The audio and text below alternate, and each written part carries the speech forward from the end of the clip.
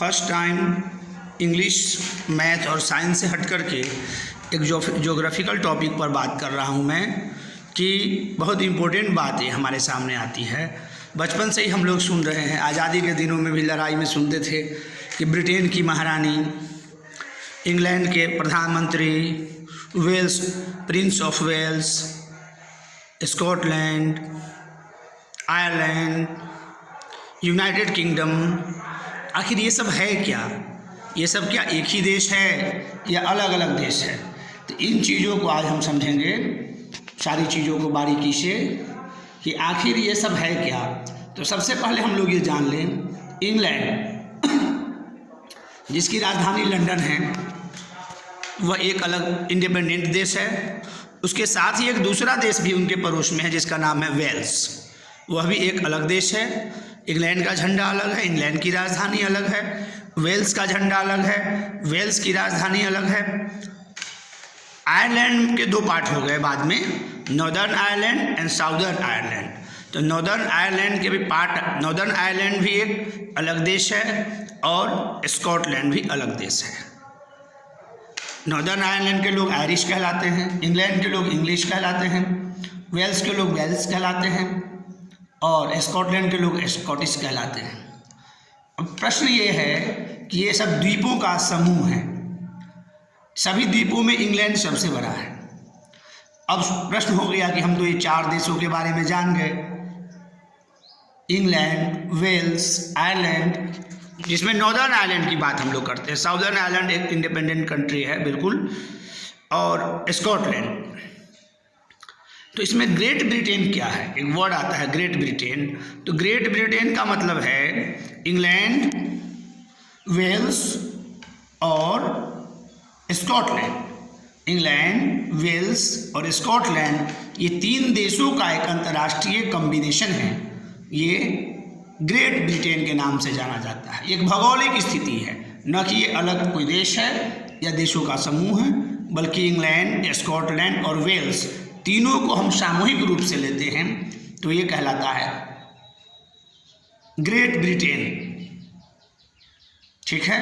और जब इस तीनों देश में इंग्लैंड, स्कॉटलैंड, वेल्स में हम नॉर्दर्न आयरलैंड को भी शामिल कर देते हैं, इंक्लूड कर देते हैं, जब ये चारों देश मिल जाते हैं तो ये कहलाता है यूनाइटेड किंगडम। जो यूनाइटेड किंगडम एक बहुत ही शक्तिशाली, पावरफुल नेशन के रूप में आज दुनिया में जाना जाता है। इन चारों जो इसके देश हैं वो एक तरह से इसके पार्ट हैं। England, Wales, Northern Ireland, Scotland, ये चारों देश इनके हिस्सा है, इनके पार्ट हैं, जो यूनाइटेड किंगडम के नाम से जाने जाते हैं। सबकी नागरिकता, चारों देश के लोगों की नागरिकता यूनाइटेड किंगडम की नागरिकता मिलती है। और भाषा अलग अलग है, चारों देश का झंडा अलग अलग है, लेकिन चारों यूनाइट रूप से एक साथ यूनाइटेड किंगडम कहलाते हैं। जो ब्रिटेन के प्रधानमंत्री होते हैं, अर्थात जो इंग्लैंड के प्रधानमंत्री होते हैं, वही यूनाइटेड किंगडम के भी प्रधानमंत्री होते हैं। मतलब कि ये चार देशों को, समूह को एक साथ लीड करने का काम इंग्लैंड करता है। तो इंग्लैंड के प्रधानमंत्री ही यूनाइटेड किंगडम के प्रधानमंत्री कहलाते हैं और इंग्लैंड की राजधानी ही यूनाइटेड किंगडम की राजधानी है। ये स्पष्ट हो गया कि ये चार देशों का क्या कैलकुलेशन है। एक तरह से जिस प्रकार हमारे देश में अलग अलग प्रांत है, उसी प्रकार इंग्लैंड की यूनाइटेड किंगडम की ये चार कंट्री है, प्रांत नहीं, ये कंट्री है। इसके झंडे अलग हैं, लैंग्वेज अलग है, लेकिन नागरिकता एक ही है। आयरलैंड की नागरिकता ही सभी देशों के यूनाइटेड किंगडम की नागरिकता ही सभी देशों को, लोगों को मिलती है।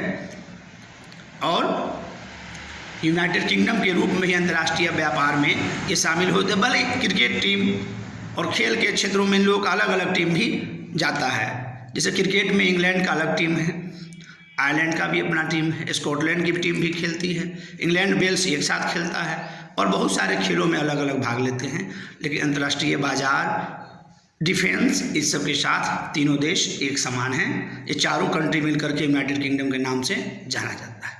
तो इंग्लैंड, वेल्स, स्कॉटलैंड का मतलब हो गया ग्रेट ब्रिटेन, और जब इसमें हम नॉर्दर्न आयरलैंड को भी शामिल कर देते हैं तो ये कहलाता है यूनाइटेड किंगडम। मुझे उम्मीद है कि ये बातें सबको स्पष्ट रूप से समझ में आई होगी। बहुत बहुत धन्यवाद। Thank you so much for this.